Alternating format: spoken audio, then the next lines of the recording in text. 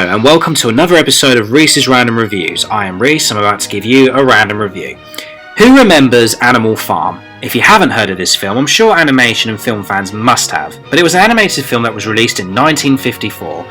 Directed by animation legends John Hallis and Joy Batchelor, the film has been noted as a classic, but the film has hit a major controversy, and even to this day it is still marked as one of the most controversial and depressing animated films of all time.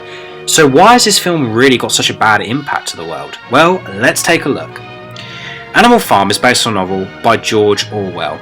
Apparently in the novel, according to Orwell, the book was based mostly on the Russian Revolution of 1917 and then on into the Stalin era in the Soviet Union.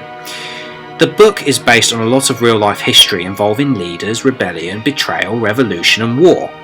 Making this story into an animated film might not sound like a good idea due to the sound of its tone and dark background history, but Hallis and Batchelor did it anyway, and it was released in 1954.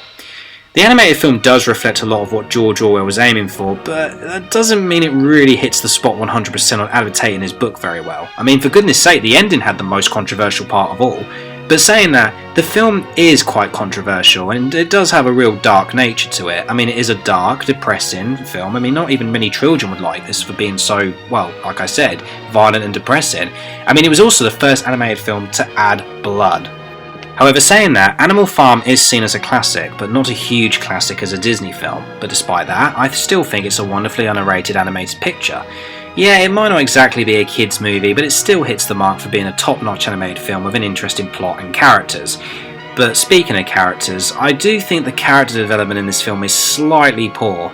I mean, I would have loved to see Snowball a lot more of his leadership in more ways than one. I mean, all he'd done was sit there and look pretty for the other animals, and then of course, he died.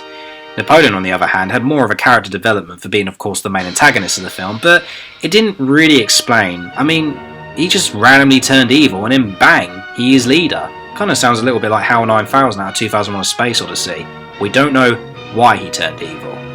But like I said, it's still a good film. Not a great film on character development, but despite being a 60-year-old film, it's still watchable. So if you give it a go, well, why don't you just give it a chance? I'm Reese and I've just given you a random review.